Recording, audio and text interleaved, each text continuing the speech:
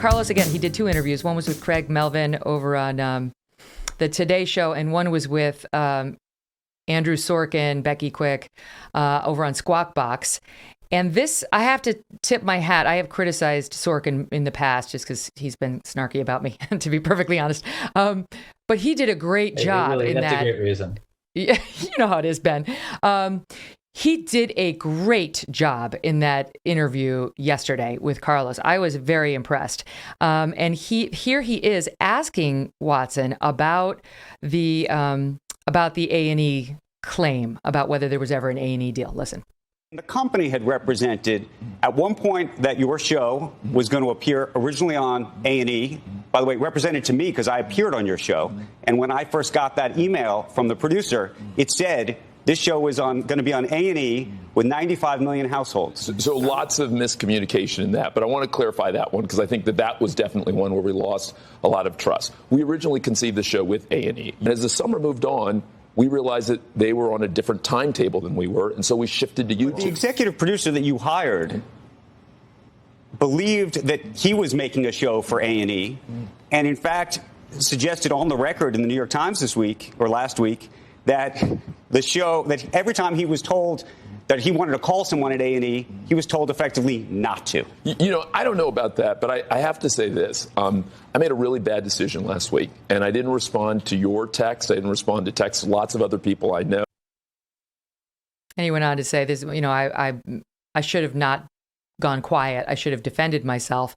But you tell me whether it's true, as he claimed yesterday, A&E's timing just didn't work for them, and that's why his show never aired on A&E. No, it didn't air because they had already said no. So once again, on his rehabilitation tour, he appears to not be coming out straight with it. Then he allegedly said, so claims Brad Bessie, that, you know what, it's going to be a YouTube original. The show is going to be a YouTube original. And YouTube spoke to you. They said what? Just, I mean, you know, that it wasn't a YouTube original. And honestly, if you look at YouTube originals, they don't do news, they don't do talk shows like that. It was not a plausible path. Mm-hmm. Carlos yesterday denied that, said, I didn't lie about YouTube originals. I never claimed that it was going to be on the YouTube original. And then Sorkin on CNBC said, I was personally told that.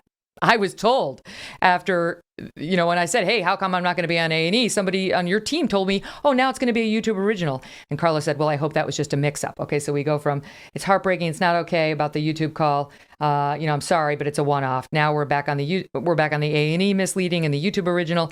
Well, I hope it was just a mix up. Then you've got the newsletter. They claimed Ozzy told Axios it had more than 20 million subscribers to its newsletters. Now it says 26 million. Can you just put that in perspective for us? Does anybody have 20? Like, what does a successful newsletter company have in subscribers? I mean, you know, for instance, Morning Brew, which is this very successful sort of newsletter-centric company, has about 3 million. The New York Times, which is a big media organization with a big newsletter, morning newsletter, has about 5 million. Wow. I think they do have hundreds of thousands, maybe a million people opening that newsletter. They also have internal correspondence where they're essentially telling each other, don't allow anyone to unsubscribe. I mean, there are all sorts of actually laws around. You can't just keep spamming people with your newsletter that they ignored, and they acquired. Very few people signed up for Ozzy. I've heard from a lot of people who said, "Wow, thanks for that story.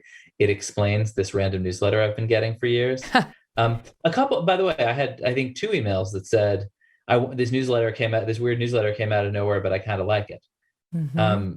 There are some people certainly who like the product, but you know, not a lot. Like, I think one thing you'll notice on the internet now is that there's not sort of a you know, cadre of Ozzy heads out there saying, how could you malign this company whose content we really love? And I think that's kind of a tell in itself. Well, I'm speaking for myself. I really liked Carlos. I never really was a big Ozzy media consumer, but I liked him. And it's sad. I kept my mouth shut about it for the first week or so because I wasn't sure what was what, right? It's like, you don't want to see a guy you know and like fall, media executive going out on his own, person of color, which of course plays into this in terms of the advertisers, the investors really wanting to get behind him and back him and see him succeed.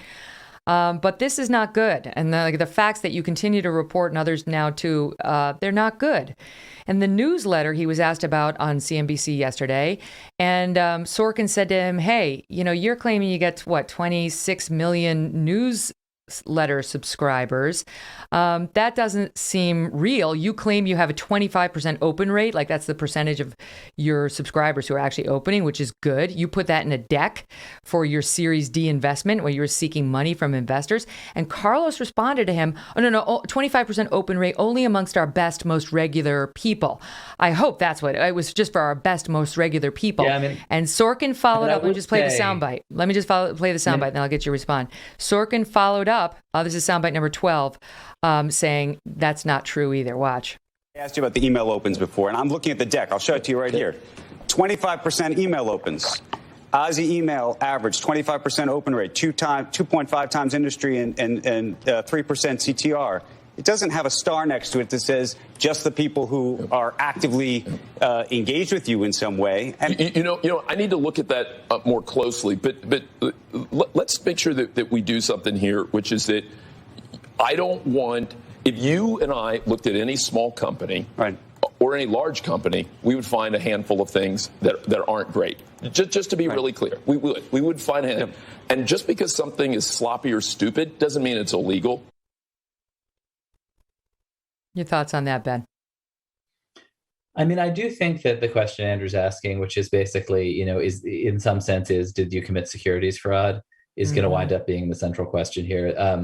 The first lawsuit hit, I think, yesterday. We just reported it that a money manager in Los Angeles who'd invested $2 million of their clients' money sued, basically saying you can't, that the failure to disclose this incident with Goldman was itself securities fraud, that you can't just go raising money for a company that has this massive skeleton in its closet and not tell potential investors. And they raised more than $30 million, at least $30 million in this year after the incident with Goldman. And I think you're going to see those investors try to get their money back. And I think that's going to make it very hard for the company to operate going forward.